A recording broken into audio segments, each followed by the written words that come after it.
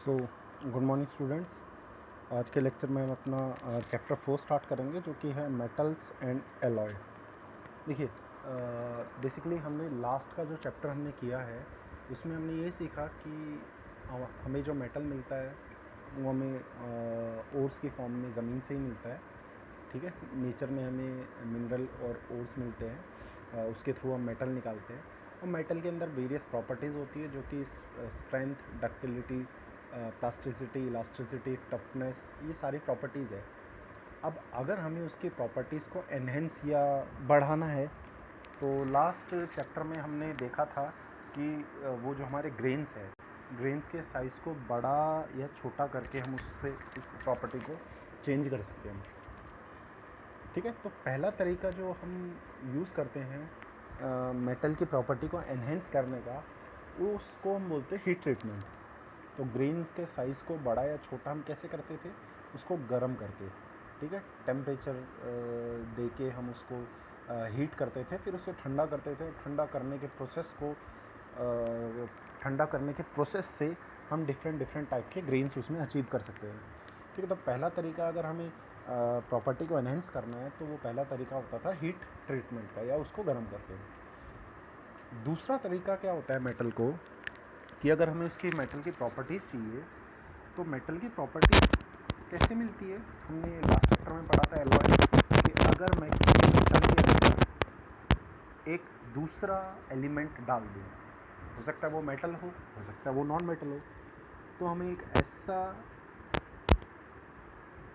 ऐसी चीज़ मिलेगी जिसकी प्रॉपर्टी मेटल से थोड़ी अच्छी हो, मेटल से एनहेंस होकर मिलेगी। जैसे कि आयरन के अंदर अगर हम आयरन को मिलाएंगे तो हमें क्या मिलेगा? स्टील मिलेगा। और स्टील के अंदर आयरन के जैसी प्रॉपर्टी है और आयरन से ज़्यादा अच्छी प्रॉपर्टी है। मतलब अगर वेट वाइज बोले तो आयरन से हल्का भी हो जाएगा स्टील, और स्ट्रेंथ वाइज बोले तो स्ट्रेंथ आयरन के मुकाबले थोड़ी ज़्यादा भी मिल सकती है हमें, और कोरोजन रेजिस्टेंस प्रॉपर्टी भी आयरन के अंदर। तो बेसिकली हमने क्या देखा कि हम मेटल्स यूज़ ना करके हम उसमें एलॉय यूज़ कर सकते हैं। ठीक है, तो एलॉय क्यों यूज़ कर रहे हैं? क्योंकि हमें उससे बेसिक उसकी स्ट्रेंथ एनहेंस होकर मिलती है। तो चैप्टर उसी पे बेस्ड है, मेटल और एलॉय पे। मेटल आपको पता है, जैसे कि मेन मेटल हमारा जो हम पढ़ रहे हैं वो है फेरस। फेरस मतलब जिसके अंदर आयरन प्रेजेंट हो। तो मेटल हमें मिलता कहाँ से है? मेटल हमें मिलता है ज़मीन से। और ज़मीन पे मेटल हमें किस फॉर्म में मिलता है? ओर की फॉर्म में। तो सबसे पहला जो आपका टॉपिक है वो है आयरन ओर। तो देखिए, आयरन ओर में आपको यहाँ दिख रहा होगा ये आपका टेबल। इस टेबल में आपको ओर्स के नाम लिखे हुए 5 ओर्स है। बेसिकली मेन जो आपके ओर्स जो होते हैं वो है हेमेटाइट और मैग्नेटाइट। ठीक है, हेमेटाइट और मैग्नेटाइट, इन दोनों ओर्स को हम ज़्यादा प्रेफर करते हैं। इसका मेन रीज़न है, आप लास्ट ब्लॉक को देखिए, परसेंटेज ऑफ यील्ड मेटल आपको दिखाई दे रहा है। वहाँ 60 to 70% हमें मेटल मिल सकता है। 62 to 72% मेटल मिलता है, और बाकियों में मेटल मिलने की परसेंटेज देखिए कितना कम है। इसीलिए मेनली आपने या मैंने आपको पहले जो ओर्स बताए थे वो हेमेटाइट और मैग्नेटाइट ही बताए थे। ये जो ओर है ये किस फॉर्म में मिलते हैं? ये ऑक्साइड ओर होते हैं। हेमेटाइट का फॉर्मूला होता है Fe2O3, मैग्नेटाइट का फॉर्मूला है Fe3O4। अब हमें कुछ नहीं करना है, इसके अंदर से ऑक्सीजन रिमूव करना है। जैसे इसके अंदर से ऑक्सीजन निकल जाएगा, आपका जो हेमेटाइट और मैग्नेटाइट है वहाँ से हमें क्या मिल जाएगा? आयरन मिल जाएगा। तो आयरन को हम कैसे निकालते हैं इसके अंदर से? अगर मैं ऑक्सीजन निकालूँ तो ऑक्सीजन को निकालने के प्रोसेस को हम क्या बोलते हैं? Reduction.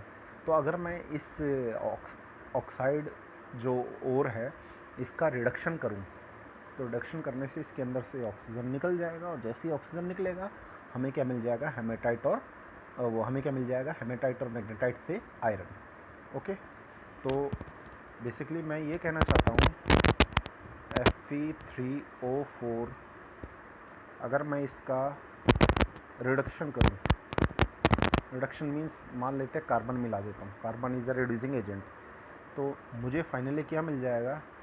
Fe plus CO2 plus CO, carbon monoxide. तो Fe मुझे आयरन मिल जाएगा और उस आयरन को हम यूज़ कर सकते हैं। तो फर्स्ट था आपका आयरन ओर। उसके अलावा जो आपके आयरन ओर है, एक है लाइमोनाइट और आयरन पायराइट और सीडराइट, तीनों ही आपके आयरन ओर है। बस मेन आपको आयरन ओर, हेमेटाइट और मैग्नेटाइट, इनके बारे में पता होना चाहिए और इनका कलर क्या है। हेमेटाइट का कलर आपका होता है रेड और मैग्नेटाइट का कलर होता है ब्लैक। ओके, नेक्स्ट है एक आयरन की जो चेन है, ये चेन मैंने आपको फर्स्ट चैप्टर में भी बताया होगा, ठीक है, तो फिर से बता देता हूँ। हमें जो आयरन मिलता है वो ओर फॉर्म में मिलता है, ठीक है। अगर आयरन ओर फॉर्म में मिलेगा और हम उसे ब्लास्ट फर्नेस में ब्लास्ट करें तो हमें क्या मिलता है, पिग आयरन। पिग आयरन के अंदर जो कार्बन कंटेंट होता है वो 10% होता है कार्बन, बाकी 90% आपका आयरन है। 10% कार्बन बहुत ज़्यादा अमाउंट है, जिसकी वजह से आपका आयरन ज़्यादा यूज़फुल हमारे लिए होता मिलेगा, ठीक है। हम उसको यूज़ ही नहीं कर पाएंगे, इतना ब्रिटल होगा कि जैसे ही हम उसको यूज़ करने को हथौड़ा मारेंगे तो ब्रेक हो जाएगा, टूट जाएगा। फिर हम पिग आयरन के अंदर से कार्बन कंटेंट को कम करते हैं और हमें 3 चीज़ें मिलती है, ठीक है। हमें यहाँ से 3 चीज़ें मिलती है, जिसमें पहली चीज़ तो है कास्ट आयरन, दूसरी चीज़ है स्टील और तीसरी चीज़ है रॉट आयरन। आपने फर्स्ट चैप्टर का वीडियो लेक्चर देखा हो तो उसमें मैंने ये चीज़ बताई हुई है। कास्ट आयरन में जो कार्बन परसेंटेज होता है वो हमारा 2% से 4.3% तक होता है। स्टील के अंदर कार्बन परसेंट होता है 0.15 से 1.5%, और रॉट आयरन के अंदर 0.01% कार्बन होता है, ठीक है। तो देखिए, पिग आयरन के अंदर 10% कार्बन था, ज़्यादा यूज़फुल हमारे लिए था नहीं, तो हमने उसको और हीट किया। जैसे कि अगर हम कुपोला फर्नेस में हीट करें तो हमें क्या मिल जाएगा, कास्ट आयरन मिलेगा, ठीक है। और अगर हम उसको इलेक्ट्रिक फर्नेस में यूज़ करें तो हमें रॉट आयरन मिलेगा। और अगर हम उसको हार्थ प्रोसेस की हेल्प से अगर उसको हीट करें तो हमें मिल जाएगा स्टील। ओके, तो परसेंटेज ध्यान रखना, कार्बन कास्ट आयरन में कार्बन परसेंटेज कितनी होती है, 2 से 4.3% तक। स्टील के अंदर 0.15 से 1.5% तक। रॉट आयरन में 0.01% कार्बन होता है, ठीक है, बहुत कम परसेंट कार्बन है। तो ये थी इसकी ट्री। आपको ट्री ये वाला बनाओ तो ज़्यादा बेटर रहेगा। अगर आपको ये वाला बनाना हो जो आपका बुक में है वो भी ठीक है, बट थोड़ा सा कॉम्प्लिकेटेड हो जाएगा आप लोगों के लिए। कि जैसे कि यहाँ ब्लास्ट फर्नेस से हमें क्या मिला, अगर फाउंड्री कुपोला फर्नेस में करेंगे तो कास्ट आयरन मिलेगा, और पिग आयरन को अगर हमने मोल्टन और सॉलिड स्टेट में लेंगे तो ओपन हार्ट प्रोसेस से स्टील मिलेगा। इलेक्ट्रिक फर्नेस से आपको यहाँ से आपको बेसमेंट कन्वर्टर होगा जो कि उसको रॉट आयरन में कन्वर्ट करेगा। फिर पोडलिंग प्रोसेस करेंगे तो पोडलिंग प्रोसेस से रॉट आयरन मिलेगा। ओके, सो दोनों में सेम ही चीज़ें मैंने बताई हुई है। तो आपके ऊपर डिपेंड करता है कि आप कौन सा ट्री बना सकते हैं। ट्री बेसिकली ये बता रहा है कि हमें ओर मिला क्या था और ओर से हमने डिफरेंट कंपोजिशन कैसे कैसे मिली है। नेक्स्ट है एलोट्रोप ऑफ आयरन। देखिए, आयरन बेसिकली हमने पीछे पढ़ा हुआ है कि जो स्ट्रक्चर होते हैं SCC, BCC, FCC, different type के स्ट्रक्चर थे, ठीक है। अब आयरन हमारा एक स्ट्रक्चर में प्रेजेंट नहीं होता कि आयरन सिर्फ FCC स्ट्रक्चर हो या BCC स्ट्रक्चर हो, वो डिपेंड करता है उसके टेम्परेचर पे। जैसा कि हम देख रहे हैं, यहाँ मैं एक और ग्राफ आपको बना कर देता हूँ।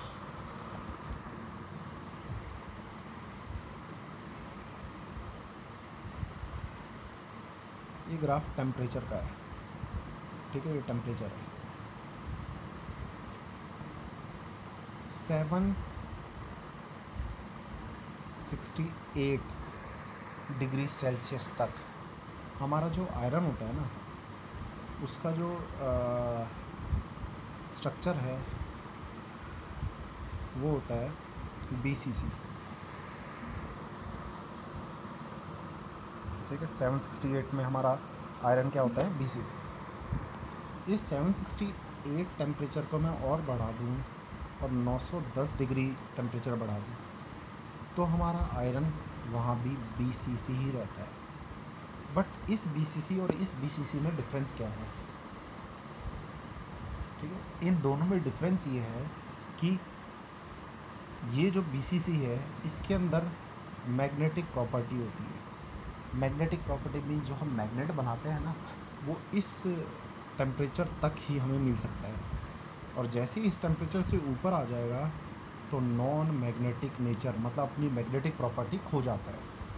इस टेम्परेचर को जिस पे वो मैग्नेटिक प्रॉपर्टी खो देता है इसको हम क्यूरी टेम्परेचर भी बोलते हैं। मतलब जिस टेम्परेचर के बाद एक मेटल या फिर जो हमारा आयरन है अपनी खुद की मैग्नेटिक प्रॉपर्टी छोड़ देता है, तो उस पॉइंट को हम बोलते हैं क्यूरी टेम्परेचर। ओके, थोड़ा और बढ़ाते हैं और टेम्परेचर को मैं लिखता हूँ 1400 डिग्री सेल्सियस। उस टेम्परेचर के बाद आपका 910 से 1400 के बीच में आपका जो टेम्परेचर का मिलता है, वो हमें जो स्ट्रक्चर मिलता है वो मिलता है FCC।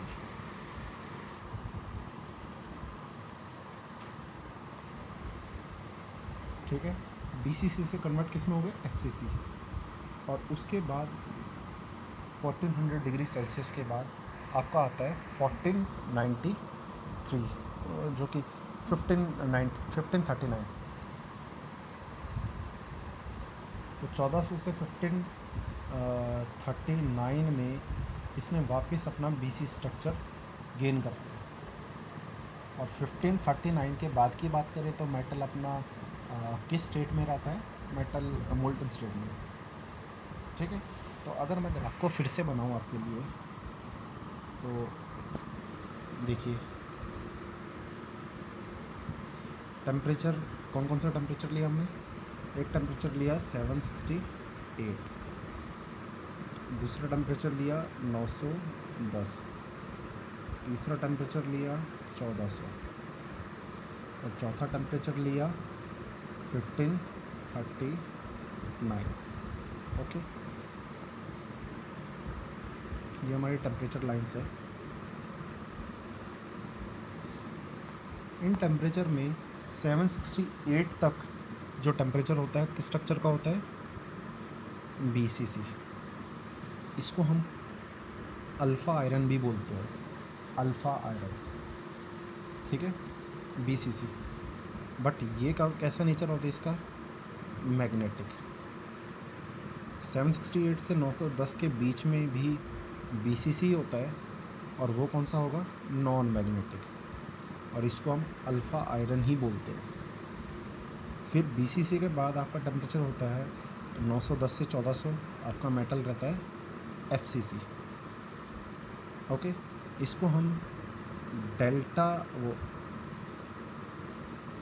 गामा आयरन बोलते हैं। ओके, और 1400 से 1539 तक टेम्परेचर बढ़ाएंगे तो हमारा वापस BC स्ट्रक्चर में कन्वर्ट हो जाता है, जिसको हम बोलते हैं डेल्टा आयरन। और जैसे इसके ऊपर टेम्परेचर बढ़ाएंगे हमारा जो मेटल होगा, ये जो आयरन है, हमारा किस स्टेट में आ जाएगा, मोल्टन स्टेट में, पिघल जाएगा, लिक्विड स्टेट में आ जाएगा। तो ध्यान रखना ये टेम्परेचर पॉइंट आपने देखा अलग अलग टेम्परेचर पे कहीं आयरन अल्फ़ा आयरन मिल रहा है, कहीं आपका डेल्टा, कहीं आपका गामा आयरन, ठीक है। तो डिफरेंट टेम्परेचर पे आयरन अपनी प्रॉपर्टीज़ चेंज कर देता है, अलग तरीके का आयरन बना लेता है। इसीलिए हम इनको बोलते हैं एलोट्रॉप्स, मतलब आयरन अपनी प्रॉपर्टीज़ को अलग प्रॉपर्टीज़ मीन्स डिफरेंट एक तरीके से बोल सकते हैं एक ही आयरन अलग अलग फॉर्म में हमें मिल रहा है, अल्फ़ा आयरन, डेल्टा आयरन और गामा आयरन, ठीक है। सिर्फ टेम्परेचर रेंज आपको पता होनी चाहिए।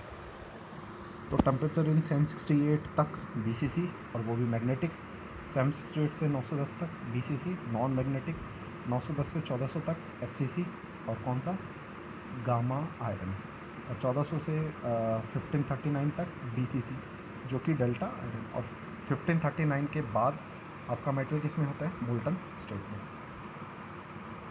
ओके, ये थे आपके एलोट्रॉप्स। तो जस्ट आपको लिखना हो तो आप लिख सकते हैं up to temperature 768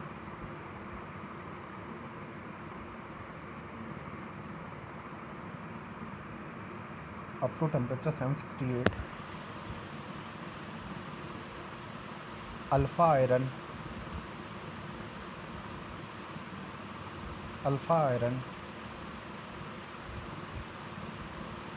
in BCC structure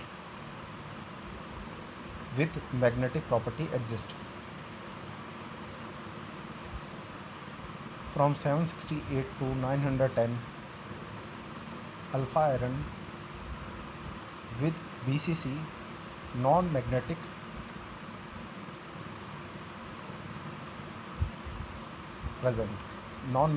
BCC structure with non-magnetic property present. From 910 to 1400 degree Celsius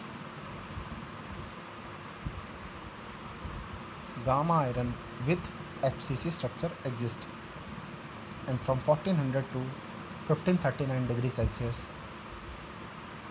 delta iron with BCC structure exists. Okay. Next है manufacturing of pig iron. Pig iron को हम बनाते कैसे हैं? हमने बोला था ब्लास्ट फर्नेस, ये एक टाइप का ब्लास्ट फर्नेस है। इसके अंदर हम आयरन ओर को डालते हैं और ब्लास्ट करवाते हैं। ह्यूज टेम्परेचर जनरेट होता है इस पर, जिसकी वजह से इम्पॉर्टेंट रिएक्शन होती है। तो आपको ब्लास्ट फर्नेस में एक ये फिगर ज़रूर बनानी है और ऊपर लिखना है iron produced in blast furnace is called pig iron. और लास्ट में इम्पॉर्टेंट रिएक्शन लिखनी है, जो कि ये 4 स्टेप होते हैं हमारे ब्लास्ट फर्नेस में। पहला स्टेप होता है कि जो भी हमारा पानी है उसके अंदर, उस पानी को रिमूव करते हैं, उसको ड्राई करते हैं, पानी बिल्कुल ना हो। फिर अगला स्टेप होता है जो हमारा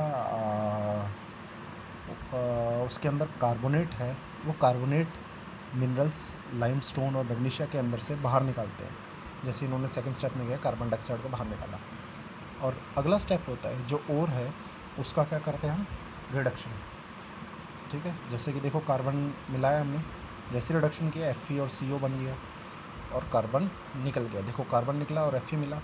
अब ये Fe मोल्टन स्टेट में होता है। इस मोल्टन स्टेट में हम इसका कार्बोनाइजिंग करते हैं, मतलब इसके अंदर कार्बन एक्स्ट्रा जो हमारा कार्बन होता है वो कार्बन मिक्स करते हैं ताकि हमें क्या मिल सके? पिग आयरन मिल सके। Okay, next manufacturing of steel. Basically steel को मैन्युफैक्चर करने के 2 तरीके होते हैं। By removing carbon from cast iron, like steel बनाने के 2 तरीके हैं। लाइक कास्ट आयरन क्या था? 2% से उसके अंदर 4.3% तक कार्बन था। सोचो उसके अंदर से अगर मैं कार्बन निकाल दूं तो क्या मिल जाएगा मुझे? स्टील मिल जाएगा। या फिर रॉट आयरन है जिसके अंदर 0.01% कार्बन है, अगर उसके अंदर कार्बन मिला दूं तो मुझे मिल जाएगा। तो 2 तरीके से हम स्टील निकाल सकते हैं, जिसमें पहला तरीका है आपका 2 प्रोसेस होते हैं, जिसमें पहला तरीका है बेस्मर प्रोसेस और दूसरा तरीका है ओपन हार्ट प्रोसेस। ओके, इसके अंदर हम क्या करते हैं? लाइक ये हमारा एक कन्वर्टर है, इसके अंदर मोल्टन कास्ट आयरन हम इसमें मिलाते हैं। ठीक है, मोल्टन कास्ट आयरन मिलाने के बाद हम उसको हीट करते हैं। उसको मोल्टन मीन्स इसके अंदर बेसिकली हम क्या करेंगे? बेसिकली इसमें हम क्या करते हैं, मोल्टन स्टेट में होता है और इसके अंदर से हम एयर पास करवाते हैं, हवा। ठीक है, अब वो जो एयर पास होती है इसके अंदर से, अब वो मोल्टन स्टेट में है। मोल्टन स्टेट में आपको पता है, अभी थोड़ी देर पहले हमने देखा था कार्बन मोनोऑक्साइड भी होता है। जब उसके अंदर ऑक्सीजन पास होती है तो वो कार्बन डाइऑक्साइड बना लेता है, जिसकी वजह से इसके अंदर जो कार्बन प्रेजेंट होता है वो ऑक्सीजन से रिएक्ट करने के बाद कार्बन डाइऑक्साइड की फॉर्म में बाहर निकल जाता है। अब जितना ज़्यादा कार्बन डाइऑक्साइड बनेगा कास्ट आयरन के अंदर, उतना कम परसेंटेज ऑफ कार्बन बनेगा और हम जितना चाहे उतना परसेंटेज ऑफ कार्बन उसके अंदर से निकाल सकते हैं। कैसे? उसके अंदर ऑक्सीजन या एयर पास करवाया जो कि आपका कार्बन डाइऑक्साइड की फॉर्म में आपका बाहर निकल जाएगा और percentage of carbon cast iron के अंदर कम कर देगा। ये बेस्मर प्रोसेस था जिसके अंदर हमने क्या किया, परसेंटेज ऑफ कार्बन को क्या कर दिया, कम कर दिया। नेक्स्ट इसके अंदर आप सिर्फ एक फिगर बनाना और एक दो लाइनें शुरू की और लास्ट की 3 लाइनें वीडियो पॉज करके लिख लेना। नेक्स्ट है ओपन हार्ट प्रोसेस। बेसिकली इसके अंदर भी हम क्या करते हैं, क्रूसिबल के अंदर हम कास्ट आयरन को डालते हैं मोल्टन स्टेट में और इसमें भी हम एक तरीके से एयर पास करवाते हैं और इसमें जो कार्बन होता है टेम्परेचर बढ़ाने की वजह से इसके अंदर कार्बन जो है वो बर्न हो जाएगा और कार्बन जब इसके अंदर से बर्न हो जाता है तो वो भी आपका गैसेस फॉर्म में बाहर निकल जाता है और हमें एक मोल्टन स्टेट में कार्बन बर्न होने की वजह से मोल्टन स्टेट में हमें कास्ट आयरन मिलता है जिसके अंदर एक बहुत कम अमाउंट में क्या प्रेजेंट होता है, कार्बन। और कम अमाउंट में कार्बन प्रेजेंट होगा तो वो यूजुअली कास्ट आयरन किस में कन्वर्ट हो जाता है, स्टील में कन्वर्ट हो जाता है। ओके, आप इसकी फिगर बना के शुरू की 3 लाइनें और लास्ट की 3 लाइनें आप इसमें लिख लेना। नेक्स्ट अब हमने देख लिया कि आयरन हमारे बहुत काम का है, उसकी प्रॉपर्टी बढ़ाने के लिए हम गए किसके ऊपर, एलॉइंग के ऊपर। और यूजुअली जो हमें आयरन ओर मिलता है अगर हम उसे ब्लास्ट फर्नेस में करें तो हमें इनिशियली पिग आयरन मिलता है और कुकुला फर्नेस के थ्रू हमें उसमें कास्ट आयरन मिलता है। तो सबसे फर्स्ट पार्ट हमारा है कास्ट आयरन का। तो लिखिए, cast iron is obtained by remelting pig iron with coke and limestone in cupola furnace.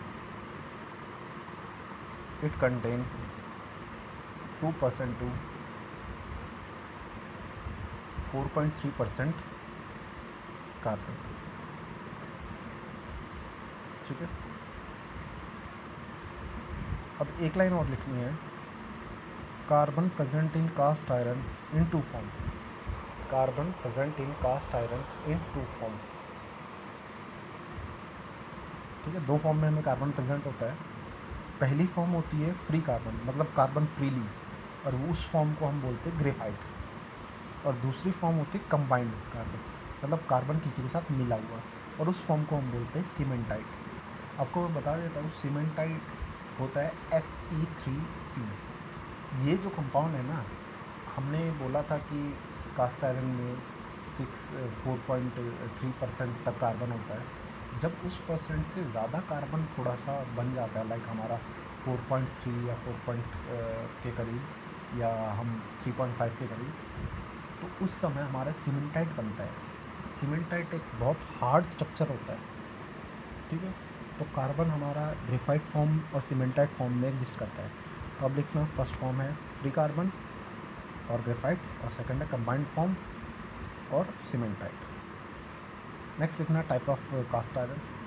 Cast iron का type, grey cast iron, white cast iron, malleable cast iron, molten cast iron, nodular cast iron. ठीक है, तो